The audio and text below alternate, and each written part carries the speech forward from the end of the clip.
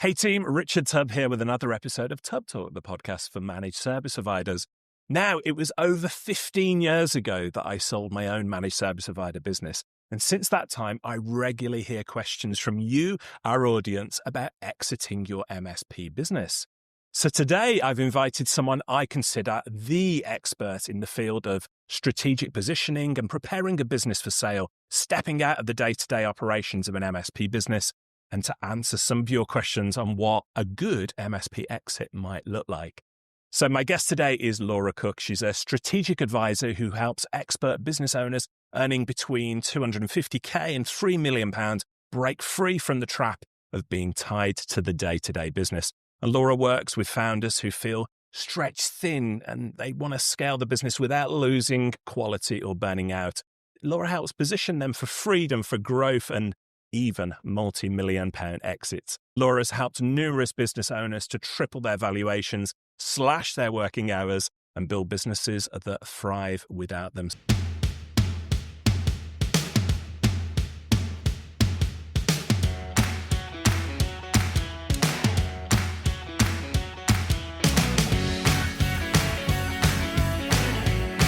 Laura, welcome to TubbTalk.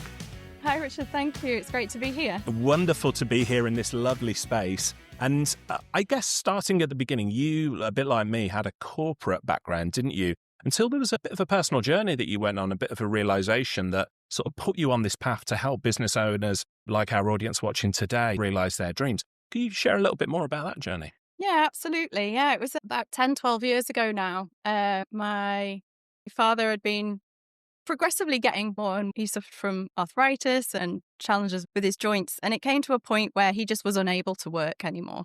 It physically was just too difficult for him. So mid-50s, he was retiring due to ill health. Now, my dad had been one of these people, get a job, almost job for life mentality, work hard, save, pension, really work now to enjoy your retirement. And that's very much the mentality like I was brought up with in my family. And at that point in time, it just felt like that blew that belief out of the water. It meant to me that no longer could I wait for the future to be able to enjoy that retirement, because very obviously for him, he hasn't been able to live that retirement that he'd hoped for. And so it really was a catalyst for me. I'd pursued that corporate career, got a great job, did lots of traveling. At the same time, didn't feel like I had solid relationships or solid friendships. Not enough to feel like it was a really balanced life and career at the same time.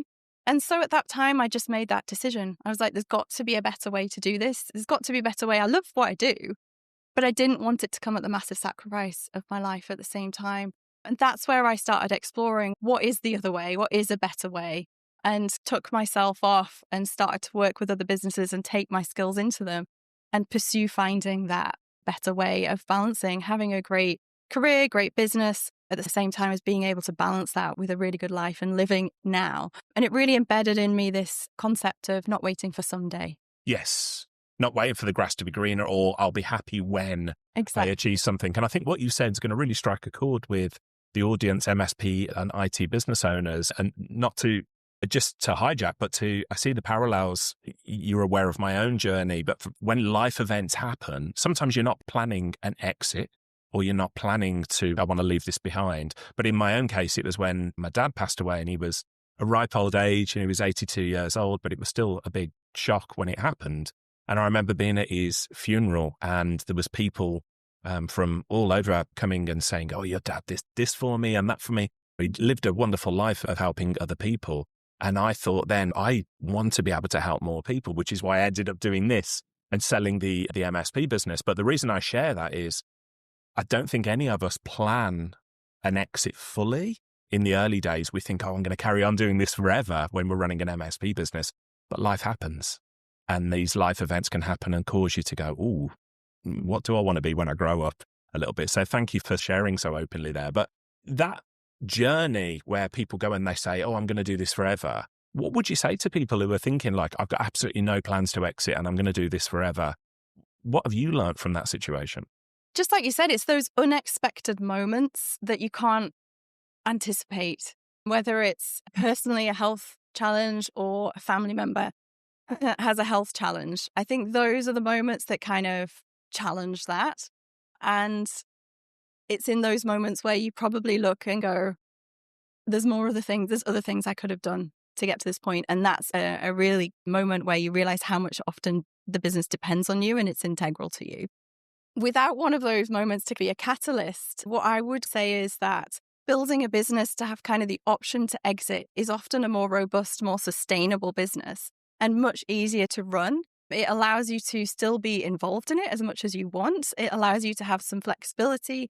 It's financially more viable, and it gives you that option to exit. That if out of the blue somebody this afternoon rang you and were like, I want to buy your business, but we've got to buy it and process it and do it in the next 12 weeks. Is that possible? And for a lot of businesses, it's not actually possible to move at that speed. So having a good offer for your business, they don't come around very often. Mm-hmm. So you want to be ready for that as well. Whether it is you want to exit or not. Sometimes I can work with owners and they think they want an exit, but they're really just frustrated by the weight of it. And actually, we go through the process of making it less dependent on them. And they actually love it again, or they've got the space to actually do something else that they're really excited about. So there's lots of different avenues to take. But yeah, I think for me, it's building options so that you have those options to evolve and to change and to pursue different things at different points in your life. And I want to get into the weeds of how you build a business ready for exit. And I know you're absolute expert in that. We've spoken at length about this. So there's you're very passionate about it and lots of good advice we can give to the audience. But I want to touch on something that I think lots of people overlook, and that is the emotional aspect. I know when I sold my MSP business, I didn't realize at the time how much of my personal identity was wrapped up in the MSP business, in being a business owner. So what advice do you give to people about how even starting the thought process about who am I? What does the business mean to me? And how attached am I to the business? So if, as you say, if somebody came in and said, I want to offer you twice the asking price or the market price for the business, most people are like, oh yeah, I'm really interested in that. But then they've got to deal with, who am I if I'm not attached to the business? What would you say to that? If you're somebody interested in exiting, and that is, you feel that wrapped up and entangled in the business, at that point, it's starting to think about what else is there in your life? Like, what else could you start to look forward to? What would you replace the business with? How do you bring more balance? Because your business can easily become very consuming. And like you say, especially if you've grown it from scratch and it's been like your baby and you've watched it grow and you've evolved it, it's so much integrated into who you are and your everyday life and your conversations and your network and your friendships. And for it to not be there can feel like a big loss. And so being able to prepare for that by thinking about, what else is there? What is going to replace this? And who am I as an individual can be really valuable to do ahead of that. So you start to mentally untangle yourself, mentally detach a little bit, but it's always still going to sit there emotionally. You're never going to fully disconnect from it, but you start to carve a path that's exciting, that's forward looking, that pulls you out of the sadness of the grief and pulls you forward into the next stage and the future. And often you're a very different person from who you were when you started that. So your choices around what you do next are going to be influenced by who you've become, which could be very different. You might want to pursue a completely different business. If you might want to take a break, you might be leaving for a health reason. So you might need to take a sabbatical or a long period of time off. But it's worth sort of reassessing who you are as an individual and how you've grown.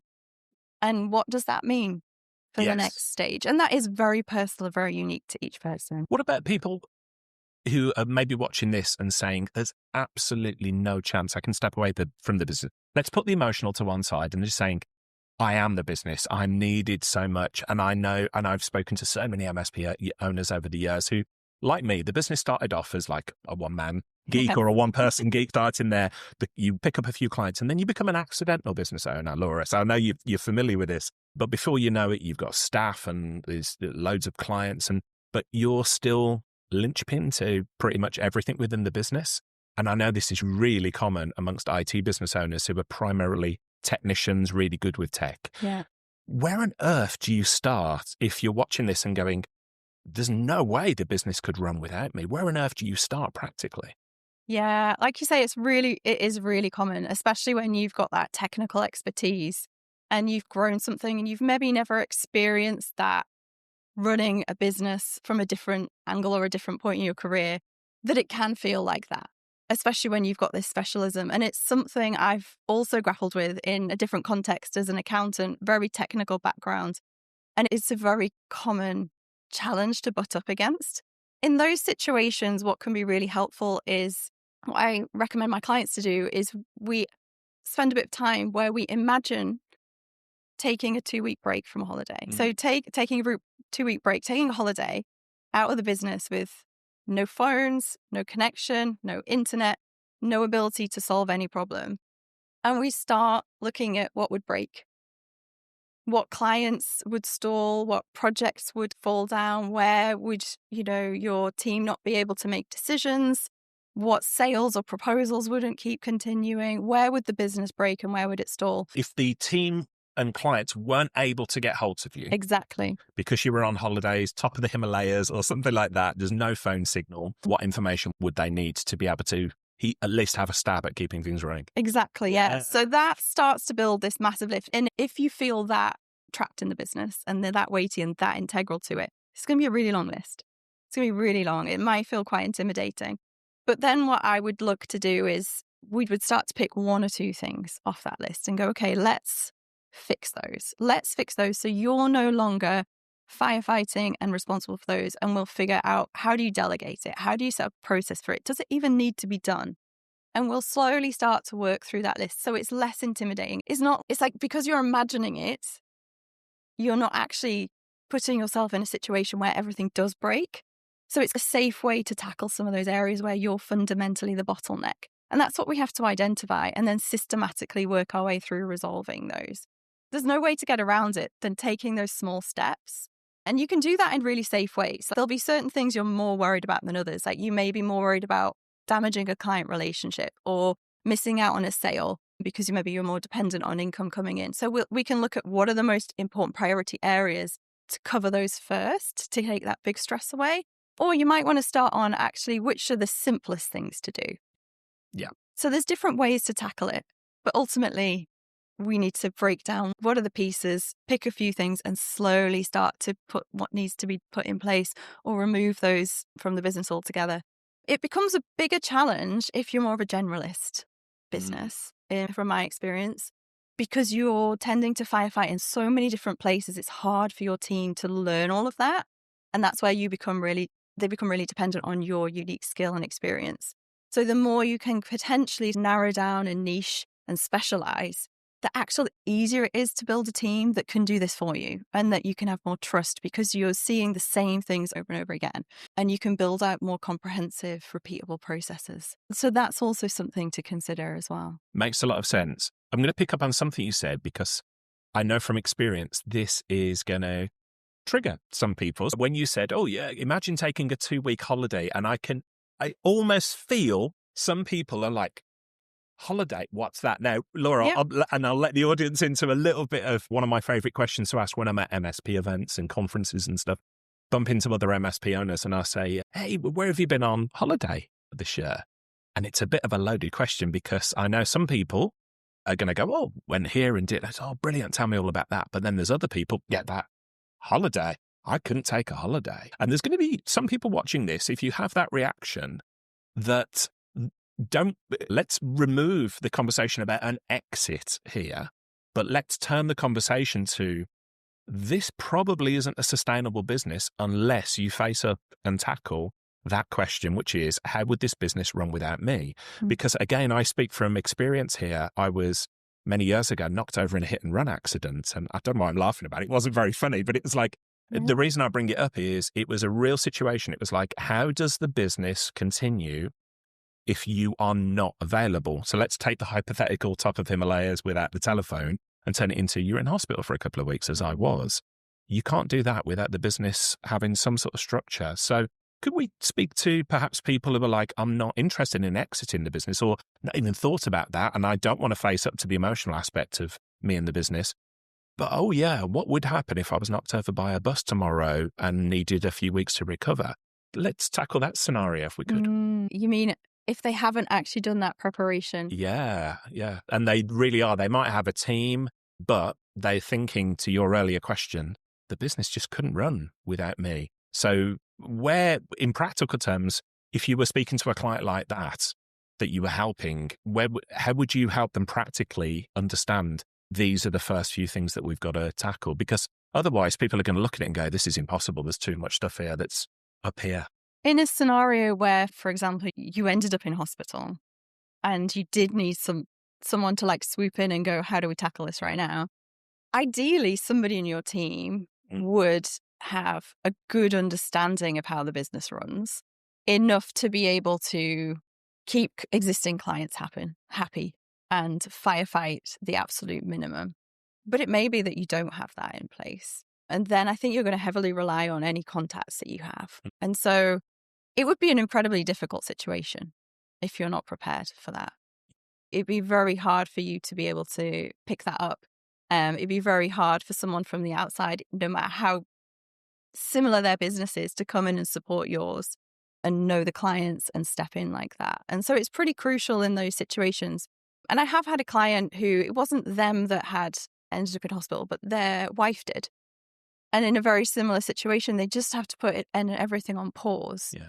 It's incredibly stressful because not only have you got a family emergency, but if this business is your livelihood and it can't sustain itself, then you've got two really intense stresses happening at exactly the same time when your family needs you, which for most people, your family will be your ultimate priority. Yeah. And at risk of bringing the mood down here to talk about, let's lift the energy by talking about getting knocked over by a bus. But all joking aside and taking all the humor out of that situation and that, this is something that I speak to MSPs. I can think of a handful already that I've spoken to in the past few years where something like that has happened. And actually it has been, as you said, something like a family member has got ill or whatever. And so, yeah, I wanted to bring that up, not to bring the mood down, but to say this is life happens. And we do need to, so even if you're not thinking about an exit, you need to start thinking about how can I get more of the information out of my head and into systems and processes that other people can run as well. So thank you for tackling that. I've seen you talk about a discrete exit strategy. I really like this. Why do you think this approach might appeal more to maybe MSP owners watching? Often in the back of our minds, we can be thinking about an exit. And you're going to be aware that there's quite a bit we want to get in place to have the best exit possible. And in many cases, you're not going to want to advertise that. You're not going to want to unsettle employees. You're not going to want to make clients twitchy and nervous. You're not going to want your competitors to know because they may think, this is the right time to swoop in and steal some market share from you. So there's often a lot of reasons that you don't want a lot of people to know that this is what you're thinking about. So that's kind of part of it. But also for me, exit planning is like, it's a long journey. It's not, I've just made a decision or something significant's happened, I just have to exit. To do it well and to do it strongly and to create those options for yourself actually it can take a fair bit of time from a perspective of becoming owner independent and having that as one of the parts of the business being ready for you to exit. And the reason that is, I think, one of the most critical things to think about early is that if you don't have that and you make a sale, you can end up very much handcuffed to the business. You can end up in a situation where, yes, somebody wants to buy it. Yes, they might give you a great amount of money for it. But because the business is so dependent on you still, the client relationships, firefighting, managing the service, you can end up being part of the deal. I've had one client who made a fantastic sale, but the relationships were so heavily dependent on him. Being able to sell the vision of what the service did was so dependent on him. The deal was based on payouts over 3 years with him remaining in that organization once he'd been employed. And he found that so difficult, he couldn't stay more than 18 months. And so he ended up sacrificing a lot of the value of that business. Whereas an alternative could have been spend another 6 months becoming more independent and then actually being handcuffed to whoever's purchased you would have been a much shorter time frame. So there's a lot of preparation. And I think if you're looking to exit, if you want a quick exit, fair enough, you might sow some seeds. But if you're building for a longer term exit, there's just a lot of steps to go through that you don't want to worry people along the way. Although there can be some advantages as well, I think. Although I did say earlier, you don't want to worry staff. Sometimes it can be great to engage your staff. especially I've seen situations where that you give your staff share options. And that in itself means that it helps retain that team, especially when you've got highly skilled, really good people that you don't want to lose in this journey. They become heavily invested in what you're doing, heavily invested in we're building something that's going to be sold. So in that situation, it can be really valuable to share that with them. I think that's hugely important. I speak to so many MSP owners and I use the phrase SPF, single point of failures. And what I mean by that is there's either the business owner or somebody within the business who has got a lot of information in their head. And if they were to go, and it might be a salesperson, it might be a senior tech or whatever. So what you've just mentioned there is a really good way of having them invested in the future of the company as well. Yeah. To that point, I was giving some thought to this earlier on, and a lot of MSPs I know are really entangled with, for good reasons, like recurring revenue models, tech stacks, not to get too geeky about it, client contracts, things of that. So how would you suggest such businesses, these MSP businesses who've got those sort of things, like strategically position themselves for a sale? And I know that's a broad question with a lot of things there, but I was giving it some thought. Where do you start with that type of scenario? A lot of MSPs will have those in place, the tech stack, the contracts, the reoccurring revenue. In some ways, as a buyer looking to buy an MSP with that, it's almost like a basic expectation. Yeah. That is what is there. It's almost, if you think about going to a pub and you look at the menu, you'd probably expect there to be, I don't know, like a burger and chips would be a standard expectation. Those are like the standard menu that you would have. If you're looking to go strategic and have a strategic buyer, that's quite a different situation. So maybe we should explain the difference between a financial buyer and a strategic buyer. Yes, yeah. So a financial buyer is somebody who would look at the nuts and bolts of the business. They'd look at the financials. They'll look at how much profit you make, what profit multiple is expected from the business. And they would treat it more like a financial transaction. So they would expect these specific services to be in place, which a lot of them will be quite common across MSPs, especially if you're still sitting in more of a generalist area. And it will be purchased based on financial kind of assumptions. A strategic buyer is someone who is going to look at your business and think about, if they buy your business, what is that business going to do for them? How is it going to accelerate their growth? How is it going to allow them to enter a new market? So, for example, a strategic buyer may be somebody who's doing really well in the US right now, but they're struggling to enter Europe, struggling to enter the UK because it's culturally quite different. We operate quite differently. And maybe they've tried like knocking on the door and entering the market and they're just not getting where they want to be. But you, as an MSP, have done incredibly well getting across Europe, in the UK.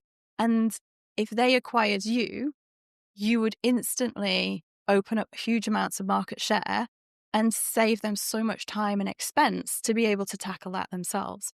So it's about thinking, a strategic buyer is thinking about what extra leverage they can have by owning you. And the way where people will pay the premium in a strategic kind of transaction, in a strategic buy, is where you're doing something unusual or something different, something that is not easily replicated by your competition, something they're struggling to do themselves. And it could be entering a new market, for example. It could be being so specialized in a particular niche, like in healthcare, and being able to serve very specific people in healthcare, being able to operate a super fast cybersecurity kind of framework that really up levels any organization you bring in that niche, which is very tailored to that really rapidly, could be highly advantageous to a very specific type of buyer. And not everybody's going to buy you, but the people that'll be interested will ultimately want to pay a premium because they see the benefit of bringing you on board. And I think the other thing to think about when the difference between a strategic and a financial buyers is often the strategic ones take what you've got, run with it and make it better. Yes. When you're looking at a financial buyer, often they're looking at it financially. And that's when you hear the horror stories of all the cultures being eroded, or they strip out some of the team and they're looking for cost savings. And so a lot of people want, because you've created something fantastic and innovative and unique, that feels like a better way to leave your legacy and to move your business onwards if you're looking for an exit. Yeah. What about, there's going to be MSPs watching this, and I don't want to get bogged down in the techie geek stuff. As much as I love it, Laura, we've got MSPs who are using SuperOps as a PSA or ConnectWise or Autotask. And they're going to be like, oh, I want to use this tool because somebody who acquires me wants to recognize and understand the tools. Realistically, how important is it that the tech stack that is there is one that is recognizable to a potential buyer? Or do most buyers, in your experience, come in and say, yeah, it doesn't really matter what brand you're using as long as you've got the processes and systems in place? From my experience, it's much more about what you're delivering to the client. What problems are you solving? What outcomes are you able to deliver? And less about this specific tech. Yeah, they care more about that kind of repeatability, that kind of ability to have more premium kind of work. And that's in the case of when you're looking for kind of that premium strategic sale. Probably if you're happy with the financial sale, then the tech stack may be relevant. Yeah, because they're going to... If that's also their specialism and they're looking to get market share. Yeah. So it can be relevant in different scenarios. But if you're looking to stand out and have a bit more choice over who's going to acquire you, then I'd be looking at really focusing on what are the outcomes, what are the client types, what specifically are you going to be most competitive on and have your competitive advantage set around. Yeah. Because that's less replicatable by other people. And that's what becomes really interesting and exciting. And I think a sort of an example out of the industry, but that would be well known to everybody, could be if you think about Disney and you think about Pixar, so that we know Disney, household names, been around a really long time, done exceptionally well. And then all of the technology came into place and they didn't keep pace. And they found that really difficult to do well in the same way that Pixar did. But they'd got market share, they had financials, they had budget to do a lot of marketing. And then you've got Pixar, who did exceptionally well, highly innovative, highly creative, built something phenomenal and outstanding that wasn't easy to replicate, but they didn't have a way to distribute it. And that kind of synergy of Disney buying Pixar, it opened up a whole new world to them. And so there's something about thinking about your clients and what you can do that's unique for them in the way that Pixar did, but in relation to the MSP world. That's when you become really interesting. And I've got so many other questions about the strategic sort of acquisitions, making yourself a potential strategic acquisition for somebody. And I'm thinking around tech and around what you do for clients and that. But I want to go back to the financial acquisitions for a moment. Based on your experience, what's some of the most undervalued or overlooked levers for making yourself a good financial acquisition? I would say there are 3 levers to focus on. Firstly, positioning. So the more generalist you are, then probably the lower multiple you'll end up with. The more niche you are, you're going to end up with a slightly higher multiple. So how you're positioning yourself and where you sit is truly important. It's one important lever. The second one is your profitability. Financial transactions are based on profit multiples. So you need to ideally have a couple of years good profit history, ideally some sustainability and continuity going forward that they can trust to have a reasonably good multiple. It's easy to slip into this mentality, and I see it so much across the sector, is to just get more and more clients. But actually we want to focus on the most profitable services, the profitable clients, because that profit will be what dictates that multiple. So at some point in the journey, you want to be flipping over from a not let's get more clients, but let's focus on what's most profitable. And then the third one is owner independence, which we've touched on already. The more independent you are, the more valuable it is to somebody, because they can just pick it up and put it into their business. And they aren't going to be as dependent on you to help with that integration. They're most likely going to need some support. But if it runs without you and it's repeatable and reliably delivers results, and the team is able to operate without you, it definitely builds a much higher multiple from their perspective. And all of those things de-risk that acquisition for them. Thank you for answering that, because I know there's going to be lots of people watching this and say, Richard, why haven't you got to the subject of money yet? We want to know how much the business is worth. Trust me, we're going to cover a little bit more of that. I want to rewind a little bit though. Thank you for sharing those sort of 3 levers. Obviously, the owner independence piece is like super important. I don't think we can get that across any more strongly. And I was giving some thought to this. I come across so many MSPs where their real strength, if you speak to their clients, if you speak to the team, they will say it feels like family. It's like, we love these guys. We love what they do for us. Trustworthy. We've known them for a long time. We really love it. But on the flip side of the coin, for somebody acquiring that business, that can feel like a real risk because it's like somebody from the outside coming in, buying this family. Could it all fall to pieces there? So hopefully that makes sense. From your perspective, if you speak to businesses like that, where they've got this really tight-knit community, this family environment with clients, with staff, with suppliers and things of that nature, how do you, without losing all of that goodness, how do they become attractive for a potential exit for somebody acquiring the business? I would say it isn't necessarily an unattractive proposition. I have seen it work successfully where a very family and close-knit business can be acquired and integrated. It has to just be done more delicately. So once the acquisition's made, it usually stays operating as it is, independently of that bigger organization for a longer period of time, rather than being fully consumed in. So part of it could be around who you negotiate your sale to, so that they're empathetic to that's how things are. If you're concerned about that and are looking to navigate some of that ahead of time, then it's probably thinking about how you're delivering that service and how do you maintain that culture through the delivery so that even when it's absorbed by another organization, it still has some of that embedded in there. But it can work, but it depends who makes that acquisition. Yeah, often it comes back to that kind of personal feeling of not wanting to break that feeling up and that sense of we work together, we're a team, we're a family.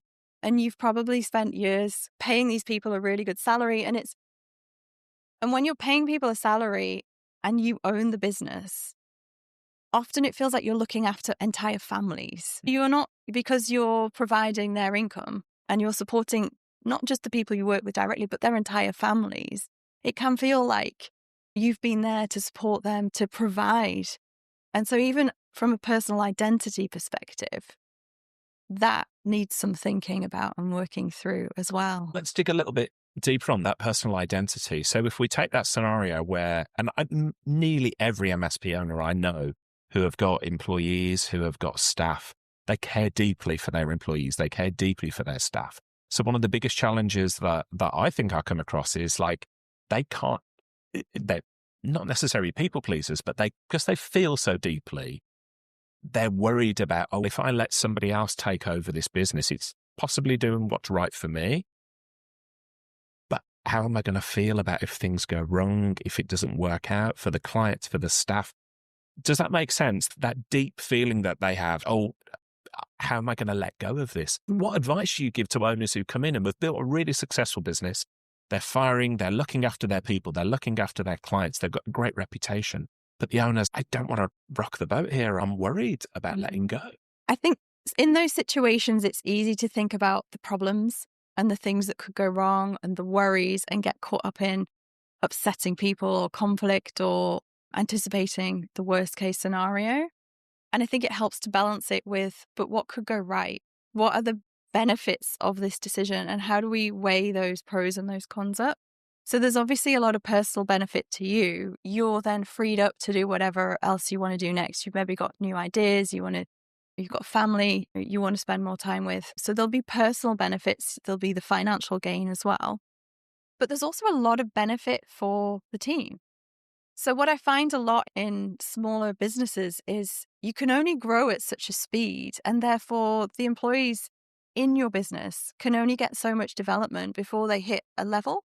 And you can start to bring more junior people in, they come up and they leave, and it becomes a bit of a cycle where you can't grow fast enough to give everybody that sort of career development at the same time, or opportunities to have pay rises and things like that. And an acquisition can be fabulous from that perspective. It can provide so much more opportunity for your team to take some sideward steps, to learn some different things. Maybe the company that's buying it is going to invest so much money that actually it's going to be able to grow at a rapid rate. And that's often exciting to people, is to be able to take it to the next level as well. So there's a lot of pros that I don't think we think about enough, because we can get really worried about how people are going to feel and how we're going to feel. And we can't eliminate that. That's not going to go away. Focus on the negative, isn't it? Yeah. And it's not going to go away. But I think we can also balance it with some of these great opportunities that are there as well. I love that, focusing on what could go right. I'll share a funny story without oversharing. So I sold my MSP business about 15 years ago, and I caught up with Jim, who I sold the business to recently.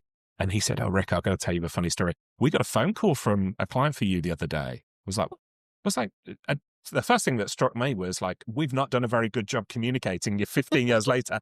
But then we laughed about it. And the other thing that occurred to me is the business ran without me. And so somebody overlooked the memo or whatever. But for the most part, like, they haven't noticed for 15 years that I've not been there. So I thought that was quite amusing. But for anybody who's thinking the business could not survive without me, or clients wouldn't accept if I'm not there, I'm afraid there's probably, in all reality, a little bit too much ego wrapped up in that. And it's like, things can run without you if you structure it, and your clients will, as long as they get their IT looked after in a good way, they will deal with that. I think that's really important, because not everybody wants to step away from operating like that.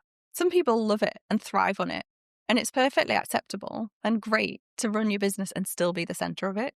Just because there's a different way and we're encouraging a different way, it doesn't mean that's right for everybody and what everybody wants. But if you are somebody who is like feeling the weight of it, feeling like there's actually no choice and no option, then absolutely want to encourage the fact that there are choices and there are options out there. And it can be done in stages. I'm very much an advocate of like just slow and steady steps. So if everything right now is really dependent on you, there's a couple of ways I would think about stepping out to a place of being owner independent. And I think the first place is to think about the actual kind of client delivery and project management level. Is how do we get that piece delegated and run without you first? The next piece is probably, depending on your size, looking at how to operationally rerun the day-to-day and make sure there's enough resource, enough people on the right teams, that clients are getting the right communications, and have that kind of operational level managed.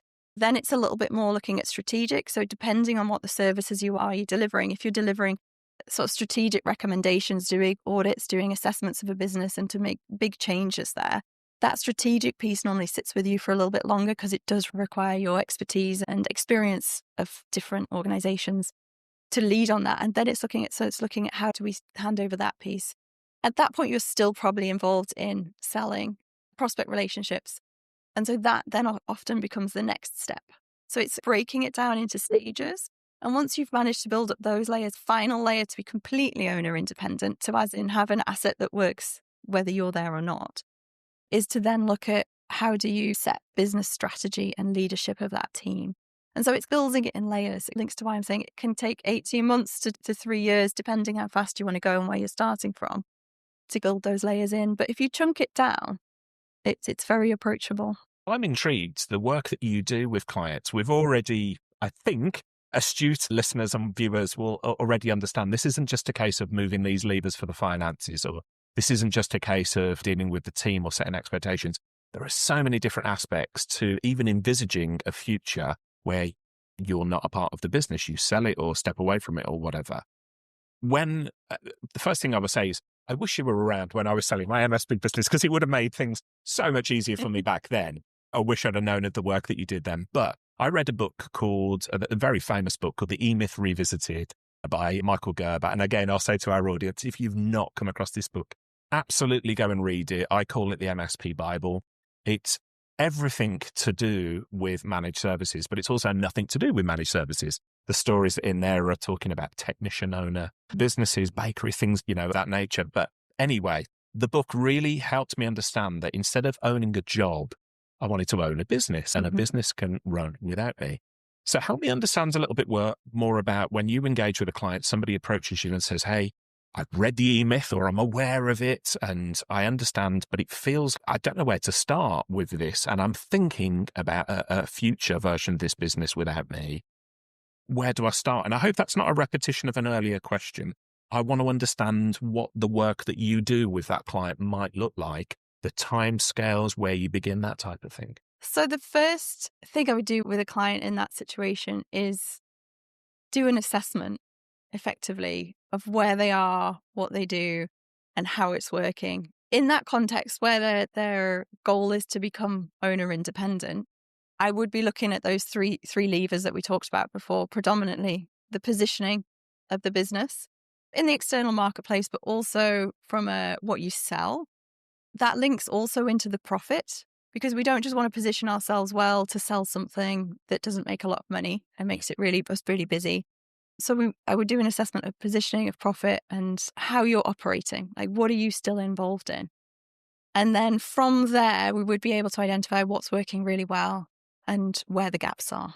And then from there, be able to map out a plan and map yourself on where you are in terms of different stages and what's going to be the biggest impact for that business. And timescales, you talked about potentially 18 months or things of that nature. I've got to tell you, I've been reasonably well known in the MSP industry. People know I've exited an MSP business. Over the last 15 years, I've had people get in touch with me and they say, I'm thinking about an exit now. One of the first questions is, how much is it worth? We'll get to that in a minute. But the other one is where they've almost got burnt out. They're like, I'm sick of this now. I don't want to run this business anymore. I want out. Who can I sell it to? And I have a difficult conversation with them at that point, because often they've not put in place this scaffolding, the foundational work and that. What would you say to people who are in that position where it's like, oh, I'm listening, Richard, to you and Laura talking. I get it. I should have done this 18 months ago, but we are where we are. I'm burnt out at the moment. I just want shot of this business. There's emotion tied up in it. What advice would you give to people who have got into that situation? The first thing I'd want to know is, in what ways have they got themselves burnt out? I find there can be two different ways that are driving this. One is you're so embedded, you feel like you have no time, you have no particular space to do other things and therefore decompress and de-stress or spend time with family and things like that. Or there's a financial strain. There can be both at the same time, but that in itself is very draining, is you're constantly having to keep going, more so because of you need the financials to come in. So it's slightly different, but both very important. And then I would recommend we do something in the short term to create breathing space. And I would be looking at the quickest way to free up their time. If the business could afford it and we could free up their time, I'd be looking at what they're doing and rapidly finding ways we can delegate, shift that, so it gives them enough space to have some time to recover, to think about it, to see the business in a different light. If it's a financial strain, then I would be looking at payment terms, at pricing, at the type of clients they're working with. Are there some loss-making clients we could just cut out and it would instantly make some benefit? So I'd want to relieve some of that pressure quickly and then encourage them to take a little bit of time, having more space to think it through a little bit longer. If we can get to that stage, it often opens up people's mind to think, actually, things can change. But that's the biggest hurdle, is can that person open their mind up to there can be something different? Are they at a place now where they're willing to do something different? My experience is people either get to a place where it's so difficult before they'll change. So often you'll get to a really painful place where you're like, I can't do it anymore. And it'll drive change, or it could drive you walking away. Or, which is less common, you're so committed to the vision that you'll go through the pain of doing things differently and make change happen. Yeah. So it's not uncommon. Like, human nature is that we will avoid things that are difficult until they're so painful that we'll do something different. Yeah.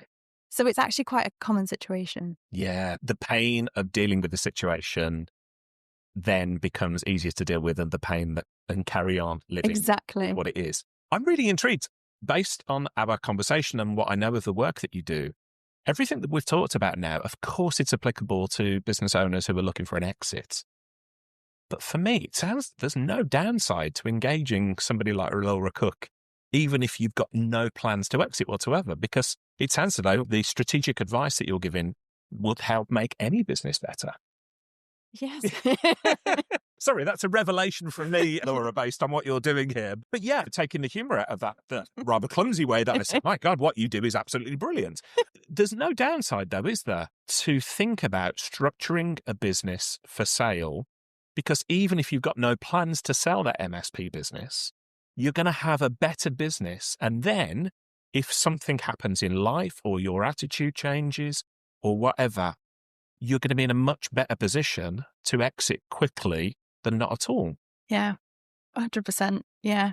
I think, and to me, it comes back to what we said at the beginning. It's not waiting for someday, and it's creating options for today, like right now.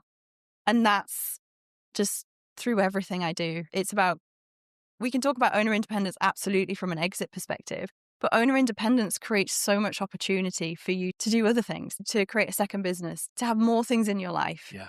And still have this business. So you don't always have to let it go. And often you can work with the client, get them to a place, and they fall back in love with what they were doing. Yeah.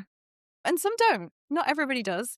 And some people have moved on and they're ready for something completely different. But yeah, there is so much benefit from starting today on this, regardless of what you want in the long term. Yeah. It just creates so much less stress, more freedom, more wealth, more finances, and more opportunities.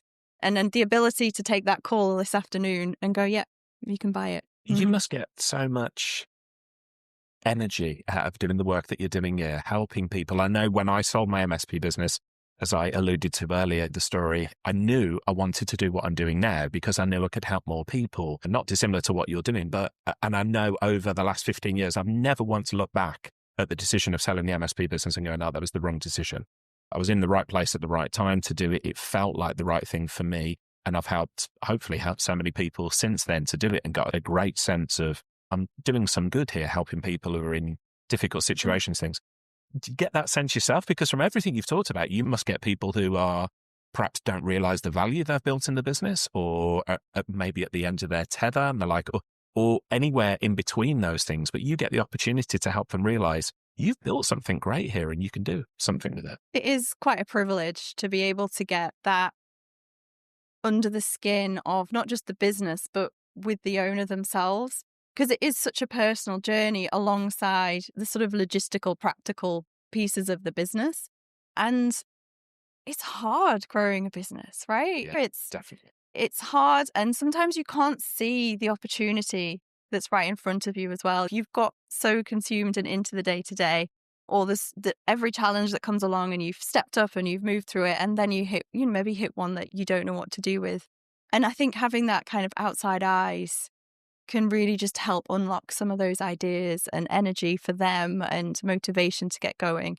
But yeah, I think a lot of people underestimate what they've created, and that not just financially the value, but the actual benefit they're creating for their clients, for their team, for the team's families. Like, you've created this phenomenal entity that does so much good. Yes, yeah. And has so much potential. When I came across your work, it was our great friend, Laura Perriman, who introduced us, and she said, oh, take a look at this. I think it'll be very applicable to the MSP industry. I was so keen to have you on the podcast, so keen to talk about these things, because I think it's so relevant to the MSP community. There is so many MSP owners, IT business owners, who, if I say to them, met them at a dinner party or something, what is it you do? Oh, I just run an IT business. And it's that just piece. They don't appreciate the impact they have on, they've created jobs for employees. They've helped their clients' businesses grow bigger. They've become something that's much bigger than just them on their own. And they just don't realize it at that time. The work that you do and the work that I've followed, the content that you put out there, helps people appreciate what they are building or what they've built and how they've helped other people along the way. So thank you for doing that. I think you do incredible work, and I'm so grateful for having you on the podcast. We've got plenty more to go. I'm not letting you off the hook that easily. I want to ask you a tough question now, if I may. I've spoken to MSP owners who have sold their business. They know rationally it's the right thing to do. They've come away financially very successful. Other people have appreciated the value that they've built. Then post MSP, many of them have built the business in the way that you talk about, so they're not attached to the business. There's no golden handcuffs. They don't need to be around anymore. They go through what I can only describe, Laura, as a period of grief. We talked a little bit earlier about identity, but they felt as though, oh yeah, I'm going to be fine. And there's so much stuff I want to do in my life. And then I've spoken to them within 12, 18 months and they're like, I'm miserable. I haven't got a purpose. I don't feel as though I've got a purpose. I know that's a really big sort of existential question there. So just put you on the spot with it.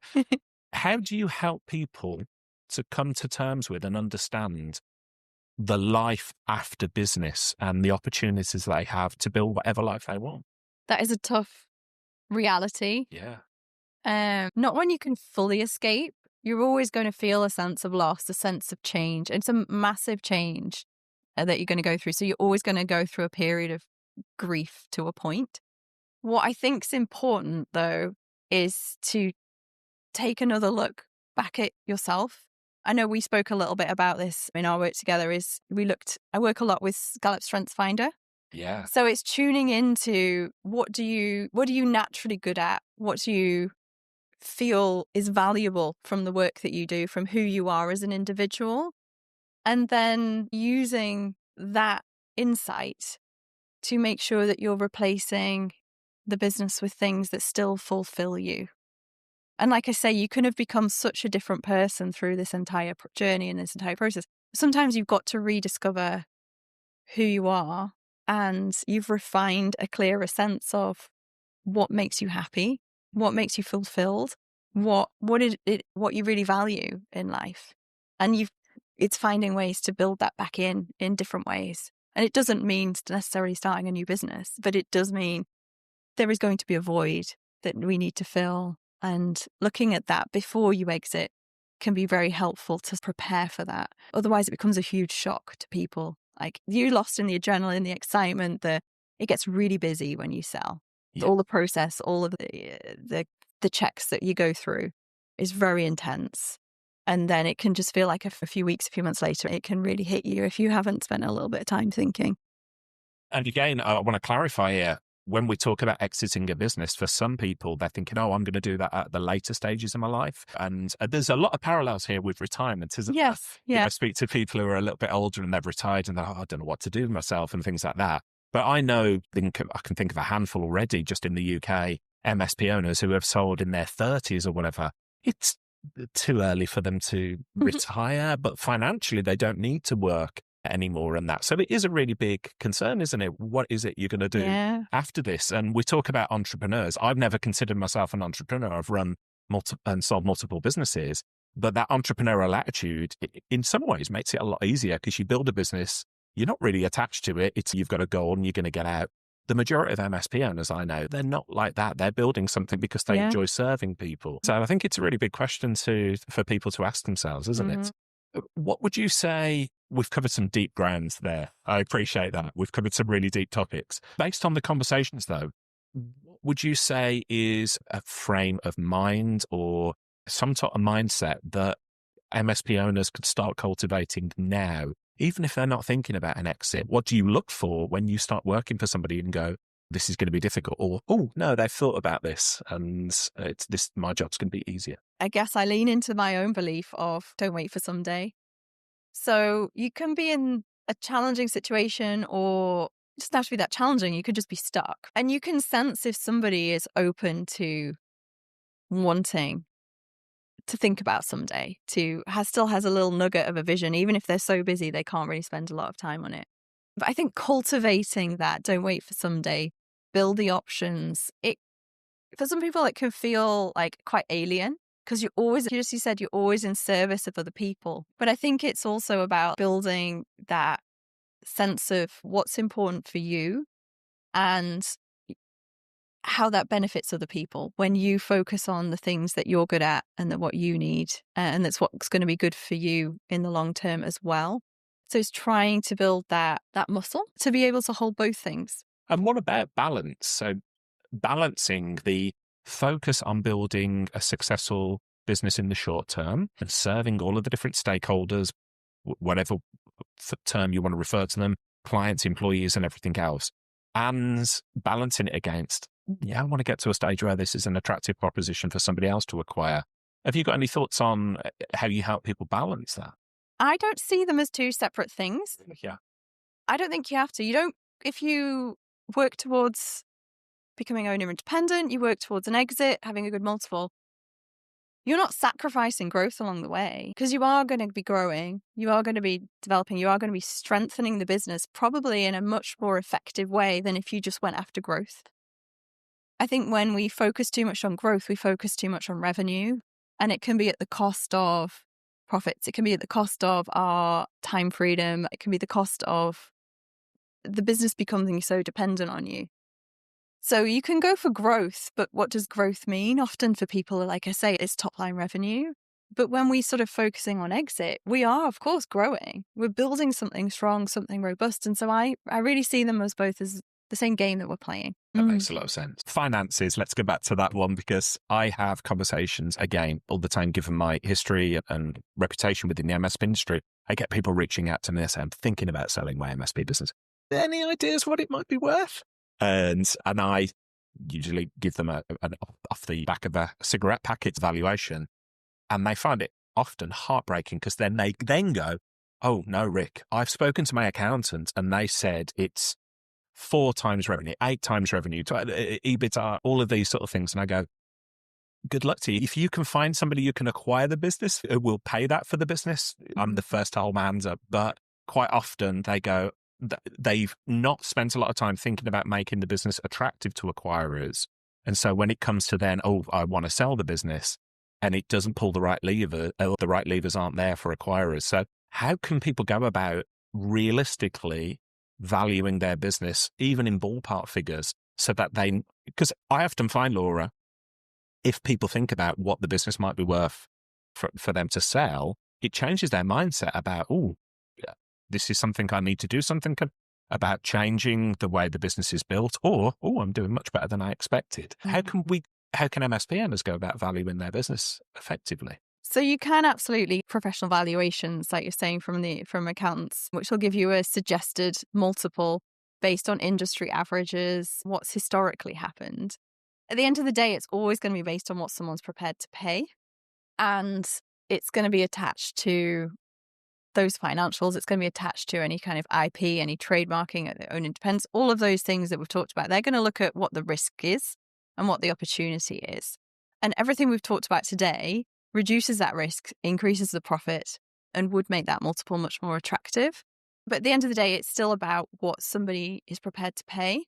And what I tend to find in those situations where people are a little bit disappointed is exactly what you're saying. They haven't thought through, why would someone want to buy? They're still in for the mindset, if I run something great and I know that what I'm doing is great and makes a difference.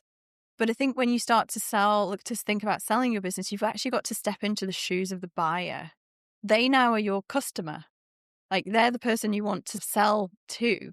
You don't want to wait for someone to buy you, because that's when they're going to pay less. You want to look at, how do you sell to them and position yourself to be as strong as possible for them to buy?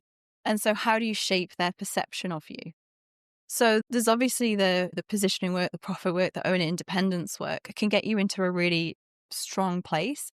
But then there's also building a narrative around how your business will benefit them. And it comes back to those examples we were saying earlier about, maybe you're doing really well in the UK and you think a really good buyer would be somebody who's in the US, who's in a growth spurt. Maybe they've got some great investment and you could really help them like leapfrog their journey.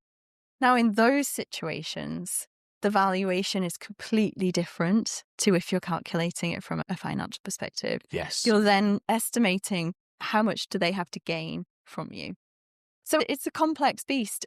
Yeah, for certain. And I wasn't expecting you to say, oh, yes, this is the mathematical formula and it works for every business. Yeah. However, what you've just said absolutely makes sense, because there's MSP businesses of all shapes and sizes. Some have got very strong in a certain geographical area. Others are strong with certain technologies.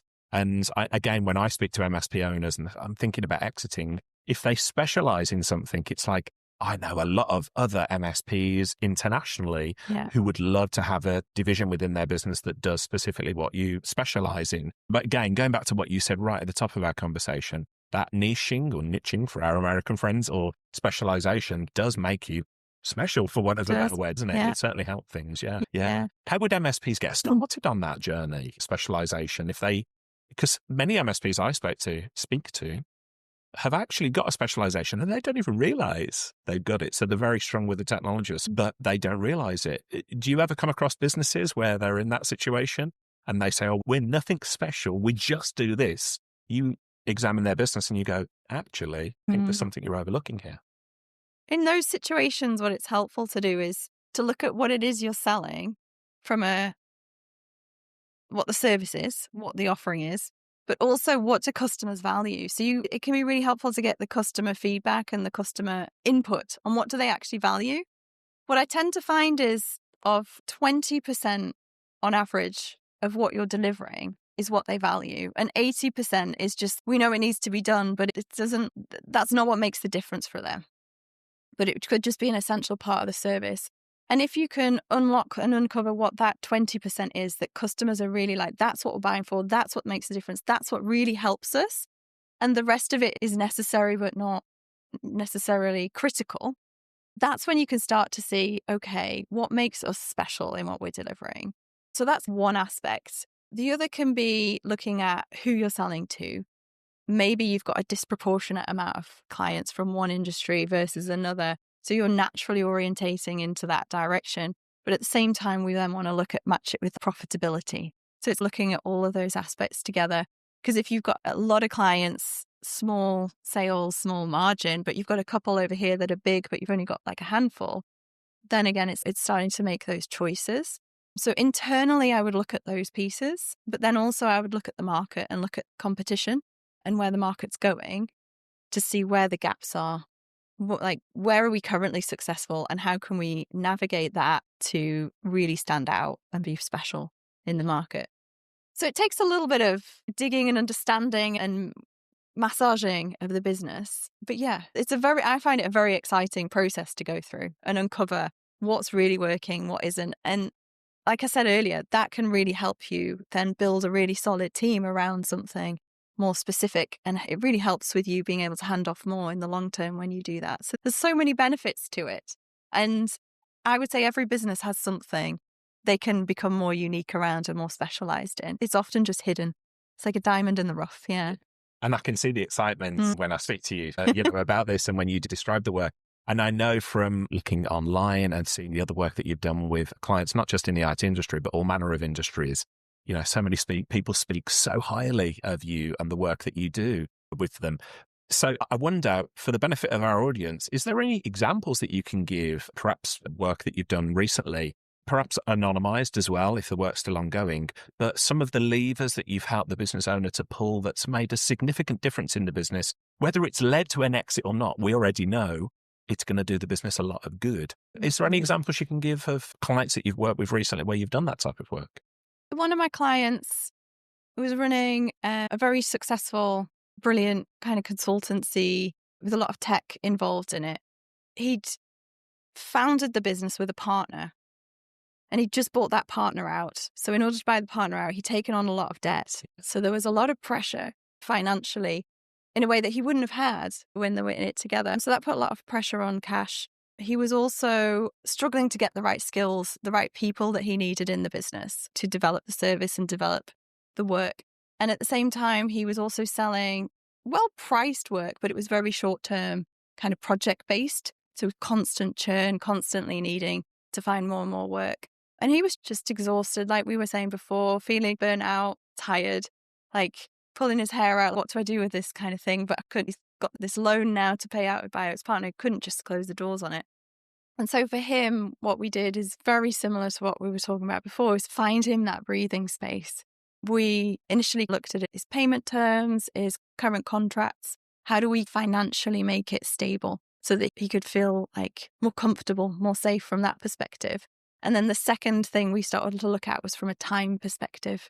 So we stabilized the finances, then we looked at time, and he was still involved in everything. He wasn't doing all the client delivery, but he was very much still involved in client conversations, meetings, getting new business. And so we had to look at how do we pull him out of that? How do we delegate? He had some really exceptional people in his team, thankfully. So it wasn't about, do we need somebody new? It was just like, how do we delegate that process down? How do we do it in a way that he feels comfortable, he feels safe? to do that, because that was part of what his partner had done originally. So there was a few dynamics there to play with. So we were able to stabilize that. And then we started looking exactly what you were just saying before about how do we position him more competitively in the market. We needed to get him away from selling short-term projects and looking into kind of longer-term pieces of work that gave stability, allowed him to confidently invest in more team. And so that was the longer-term piece of work that we looked at. And basically by freeing up a bit more cash from him in the short term, by allowing him to have a bit more time, he was able to get in front of his contacts and in his network and have more conversations. And we started to shape offers that lasted 9, 12 months.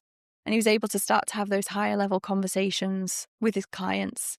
And within 6 months, he was having 500,000 conversations, which was a massive uplift on his original kind of 50,000 projects that he was doing. So for him, it could happen quite quickly. He had a lot of great foundations. He had a great team. He had some great structure. We just had to firefight a few things, and he had a solid network we could tap into quite quickly. So for him, it was like, we need to stabilize money, we need to free up time, and we need to channel you and focus and get the team focused as well. So that in those situations, it can work quite quickly. But for others, it's going to take much longer to get there. It really just depends on where you are, what the challenges are, who you are, what your network is. It's going to affect the speed of it. But it's definitely possible to make quite rapid change in quite short periods of time. Yeah. It's not guaranteed, but yeah. No, of course. And I think the work you do is amazing. It's been such a thrill speaking with you today because it's such a multi-layered. It can be a topic. It can be such an emotional topic, such a complex topic. And you have just simplified a lot of the things that I've thrown at you.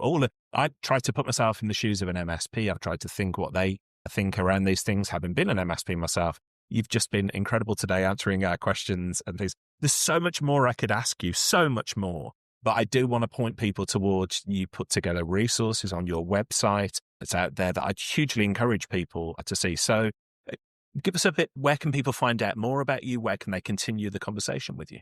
Quite active on LinkedIn. So certainly find me at Laura Cook on LinkedIn, and also my website, laura-cook.com.